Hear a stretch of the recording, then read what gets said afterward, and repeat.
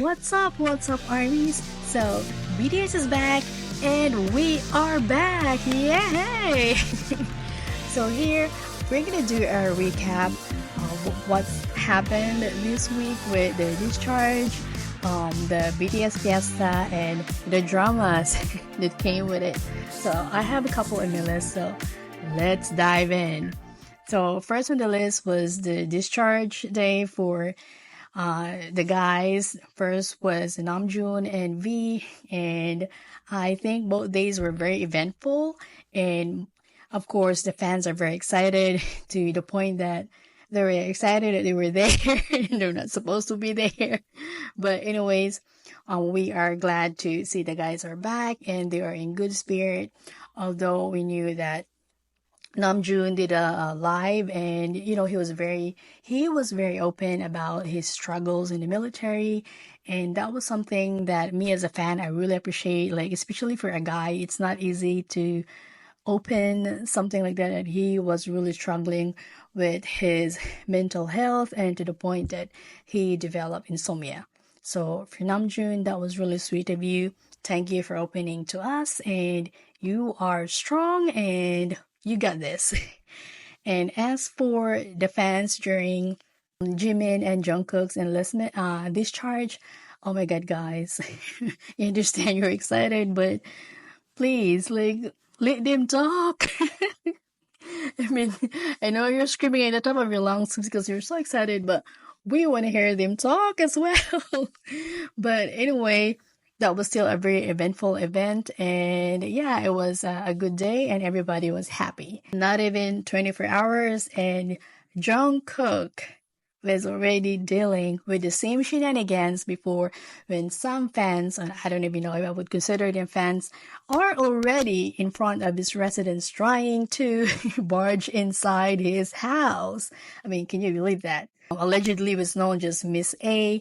She came all the way from China. She was in her 30s, and I think everybody saw the video that she came with her luggage. And according to the news, she stayed outside his house for like 10 hours. She was basically sit there and marinate, and she tried to punch in the password in his house to get in, and eventually some neighbors were concerned and somebody called the authority, and that's when the police came. And yeah, and that was really creepy, and it's beyond, I would say, beyond creepy and very stalker-ish behavior. But on the other side, I don't know what's her situation, but if she is, going through some mental health issues, I hope that she would get the help that she needed, and I hope that she would get it soon, because that was really alarming. Like, we didn't know what could happen, not just for her, but especially for Jungkook. And what do you expect? Like, you're gonna knock in and you're gonna get welcomed with open arms? No, that's not gonna happen. At the end of the day, between fans and idol, we are still strangers. So yeah, let's respect their distance and admire them from afar. All right. The third thing on my list was a little bit sensitive, especially of what's going on in our country right now.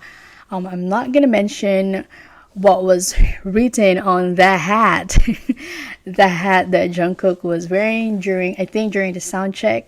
And I saw the picture when somebody posted it, I think on a thread, and I knew right away that there's going to be an issue because of the hat that he was wearing. There was this matter that there's beef between Japan and Korea. Everybody knows the history between those countries. And the other thing was, I think it was more like for the North Americans fans. So first of all, I wouldn't even assume anything that Jungkook is aligning himself with, with all the hate and whatever this administration is doing. He is not about that, and as a fan, if you've been following the guys, we all knew that they are not aligning themselves with those kind of values. All right, let's be clear from the start. They are not like that. When it comes to what he was wearing, chances are that outfit together with that hat, chances are it was curated by the stylist or sponsored. So he probably, have no choice but to wear it. And the other thing, like, the dude was just in the military, he was in the military. If you were in the military, like, you are totally unaware of what's going on outside, much more globally. You know what I mean? Like, he was there and he was just busy trying to survive, to finish his enlistment and, come back and do his thing. Despite everything, Jungkook handled the situation really well. He apologized right away. He took accountability of what happened. Yes, it wasn't the best option to wear that hat, but like I said, I'm pretty sure he wasn't aware what was going on. So he apologized, even though technically he doesn't have to. And he really tried to de-escalate the situation so all of us can move on from this. So I'm pretty sure lesson learned. And yeah, so he de-escalated it, handled the situation well. So let's move on. If there's one thing that somehow gets my undivided attention about this issue, about the hat issue, is that some of the comments from fans, especially the fans that are here in North America, they have the audacity to just say, who cares? I mean, seriously? Like, are you fucking for real right now? Who cares? You should care, because I care and a lot of people care, especially if you are an immigrant, if you have a family member that is an immigrant, and if you are a product of an immigrant. You should care. People are being deported, people are being kidnapped without due process. That alone is very scary. That alone is very alarming. I'm not trying to be preachy or something, but that is the reality that we are living right now. And especially for us immigrants, or especially if you're brown, that is our reality. And that is something that we have to deal and face right now. Okay, moving on. Last on my list is Jhope. Like, oh my god, Jhope. This man is beyond amazing. Like, he never fails to amaze me. I'm sure he never fails to amaze a lot of fans, all the Jhope bias. Like, are you guys okay? Latest song is phenomenon. Oh my god, the music video is very artistic. It's really nicely done. And of course, no one was prepared with, like the torso, the half nakedness. No one was prepared for that.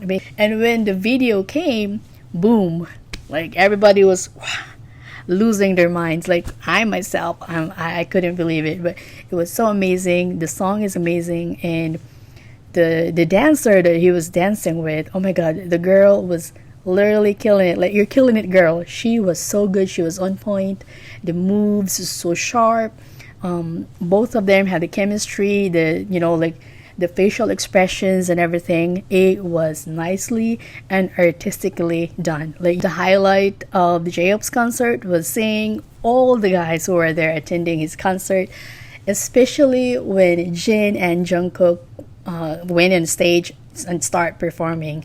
Oh my god, as a Jungkook bias, I was just so happy to see him back on stage, to see him so happy being up there and just doing, he was on his element and he was doing his thing. And as for Jin is gonna be in Tampa next month, and I'm gonna be on his concert. Oh my god, I can't wait. Speaking of his concert, this is the first time I was able to grab some VIP tickets, so I am so looking forward for the experience. And I don't know, maybe there's gonna be some surprise guest for his concert. We never know. Alright, armies, that's all what I have for this little recap. So let's continue supporting the guys. I know this month is such an exciting time for us because we really don't know what's in store for us. But anyway, let's continue supporting the guys. Borahe, and see you in my next recap. Bye.